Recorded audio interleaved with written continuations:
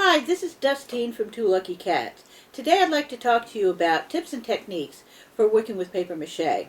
The first step in most of the projects that we're going to be doing on paper mache is building a structure that you'll use to cover with paper.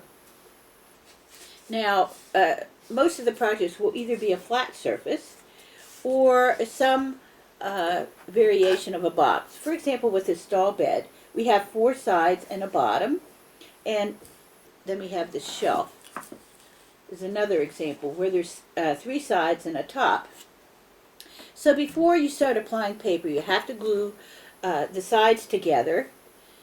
And for example, in this flat surface, I glued 2 pieces of cardboard together. And then you have to let the structure dry before you start applying layers of paper. When the glue on the cardboard structure is dried, you're ready to apply layers of paper. Traditionally, when people have worked with paper mache, in a lot of cases they used newspaper. And I don't like to use newspaper because it's kind of dirty because the ink comes off on your hands, and also you have to paint the final layer with a primer so you can't see all the print or the pictures that was on the newspaper. So I found it's just easier to use what's called newsprint. And this is paper that they use to print the newspaper on. But you can buy it in tablets, and it's pretty inexpensive, and it's available at a lot of arts and crafts stores, so it shouldn't be hard to find. You have to rip the paper when you're preparing the pieces for paper mache, and that is because if you cut it, you're going to be able to see all of these edges. And if you rip it, a lot of the edges just dissolve into each other, so you won't be able to see it in your design, because seeing all these cut edges would be very distracting.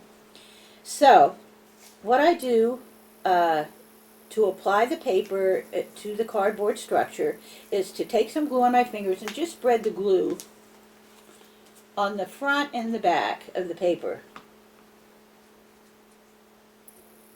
And then I start on an edge, and I just smooth it down. And one of the reasons I'm doing that is because you don't want a lot of air bubbles. So you just smooth it down like this. And then I take another piece, put some more glue on it. And then you want to overlap the pieces. And then I just, smooth down on the other side. And I continue that all the way around the edge of the piece that I'm working on. Once I'm done with that, doing the edges, then I just start to fill in.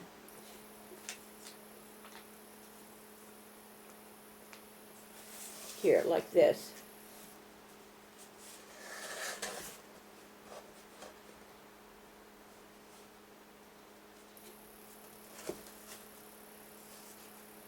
Now, the glue that I'm using is 3 parts Elmer's glue to 1 part water. And this works fine for applying the paper to your cardboard structure. Once you've done the underlayer and it's dry, you can do the final layer of paper. And when I thought about the fact that I eliminated the primer to cover up the print and the pictures in the newsprint, why don't I just do away with painting altogether, because that's just more materials, and it's harder to paint on an object. It's not so bad if it's a flat surface, but if there's different sides to it, it's just harder to paint or to decorate it that way. So I figured it would just be easier to do your final layer with colored paper, and that way the construction is also part of the decoration. You do the final layer the same way as you do the underneath layer. You just tear the paper up and apply glue to both sides, and you start on the edge, and then you will go around and then fill in the interior. There's one exception for that, and that is if you're using tissue paper. And sometimes I use tissue paper for the background color because it's fairly inexpensive and it's easy to find. So because it's so thin, on this board here, because it's so thin, you can't put glue on the front and the back of it. So what you need to do is thread glue here all over the front and the back. Be very liberal with the glue. Put it on the front and the back, and then apply your tissue paper. Now, you don't want to start rubbing it because with the glue on the back side and then you rub the dry on the other side, the paper will tear. So get more glue on your fingers and then just start rubbing it with a lot of glue to make sure that the paper doesn't rip.